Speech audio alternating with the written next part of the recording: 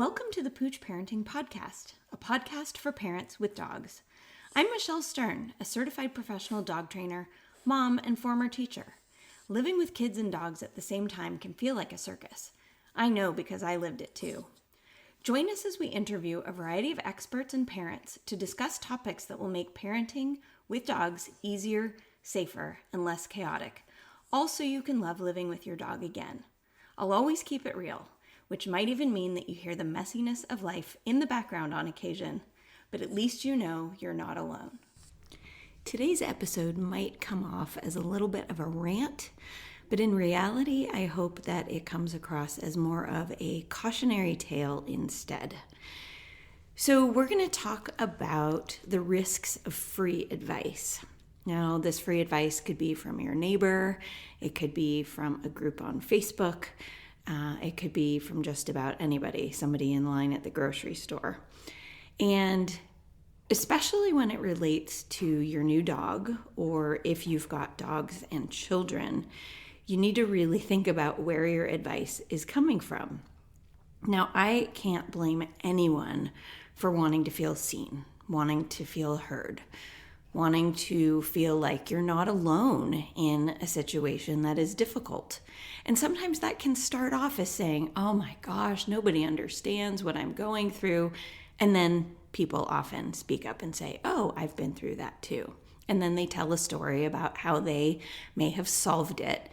And they may have solved it in a strategy that isn't really very conventional or maybe downright dangerous. So there are certainly some risks involved. One of the biggest problems that I see in my line of work as a dog and child specialist and dog behavior coach is that people are often looking for advice to validate how they're already feeling, rather than looking for advice that's right or that's based in science or based on research or the best possible data or current information. They might prefer a wives' tale because that's familiar or comfortable or how they grew up handling things with their dogs. When you have kids involved, this can add fuel to the fire, and it could possibly make things more dangerous for your dog. It could make things more dangerous for your child. And at the very least, it may or may not be effective, leaving you feeling kind of even more like a failure. So I want to share a couple of experiences that I have had, and I would love to use this as I said before, a cautionary tale against just asking for free advice. So I spend an inordinate amount of time on Facebook. It's kind of a problem that I have, and I'm trying to get better.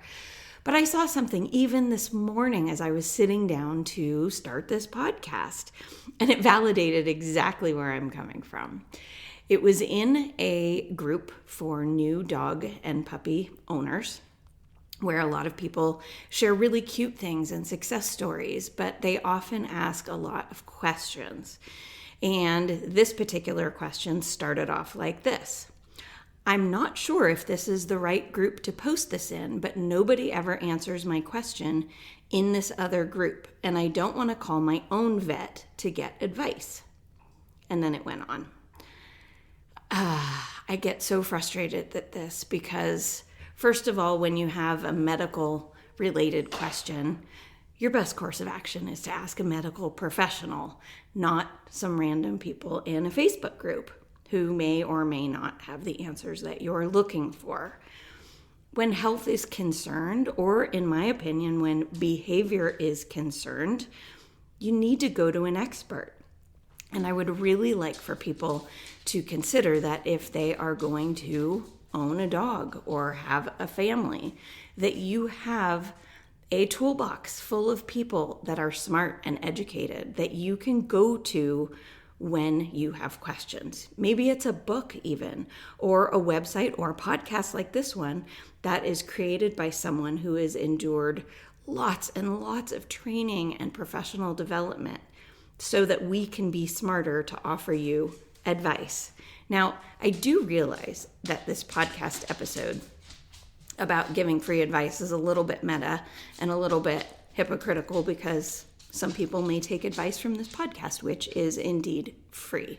But again, considering the source, a certified professional dog trainer, etc. I've got it all on my website if you're curious what my credentials are. It is free advice, yes, but it is cautionary advice, and it is wise advice and educated advice. Okay, so let's get back to the point. People are often asking the blind leading the blind types of questions, and it can be really dangerous. How can it be dangerous? Well, it could give you false confidence. It could give you an answer that is downright dangerous, right? And another issue that often comes up with advice groups is that it can really wear out the people who are giving actually good advice. This happened to me. I am still in the group, but not as active anymore because I'm much busier with my business. But I was the dog-in specialist inside of a very large Facebook group that gives free advice. It's probably the biggest one for offering dog advice on Facebook.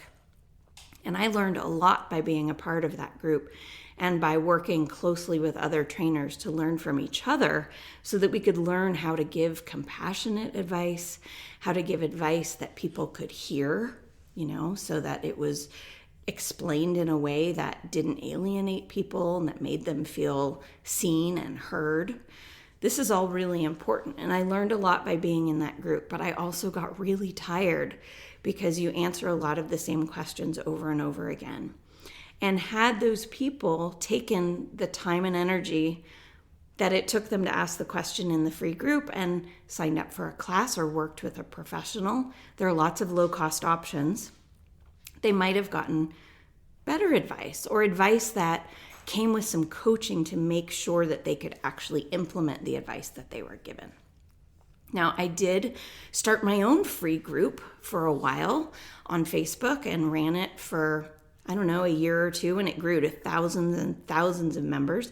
It was exclusively for parents with kids and dogs.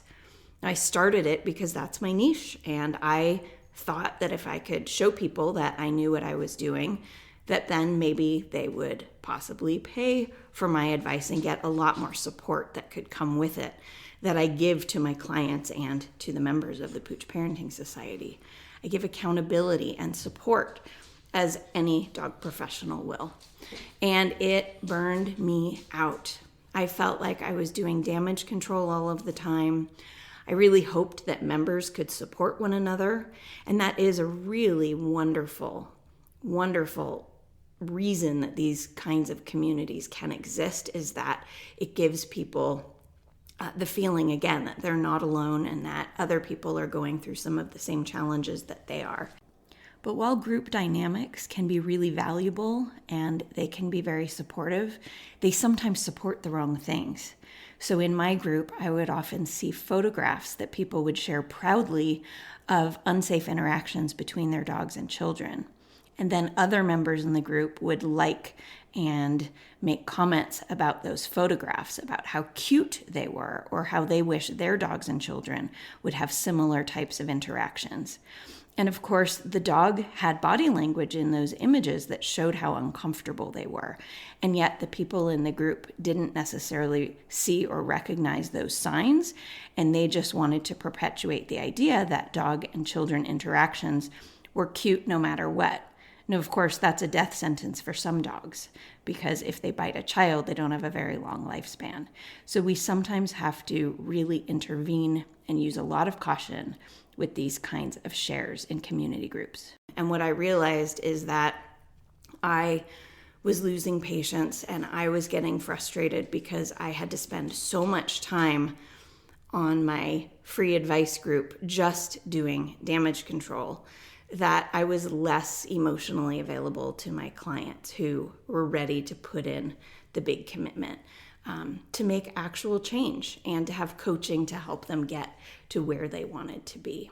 I want you, and I want the people you know and the people you care about who add a dog to their family to consider seriously investing in professional help, support, coaching, and guidance. It does not have to break the bank. You could join a membership program, or it's a low monthly fee for ongoing check-ins. Or maybe you book a package or a bundle of sessions with a professional like myself, where we can provide ongoing check-ins, accountability, and practice sessions to make sure that you can get the work done, because we know how busy life can be.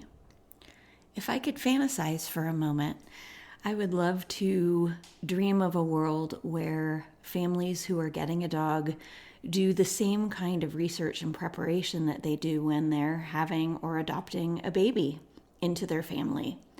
You buy books, you get doctors, you find people who you can trust, who are credentialed and have a lot of experience, so that you can find your way in this new world where you have a completely different family dynamic than you had before. I feel that all too often people get a dog and just figure that they will muddle their way through, and it worked fine when you were a kid and it should work fine now, and you just hope for the best. But I'm here to tell you that hoping for the best is not a parenting strategy for kids or for dogs, and that you need to do your due diligence in order to be as successful as possible.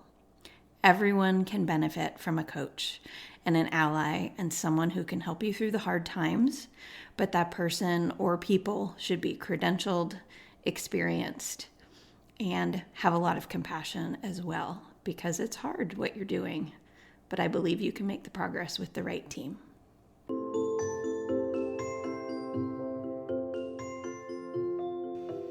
If you haven't already, please subscribe to the Pooch Parenting Podcast on the podcast app of your choice. For ongoing support, get on the waitlist for the Pooch Parenting Society, where I share training tips, activities, and coaching so families with dogs can live in harmony.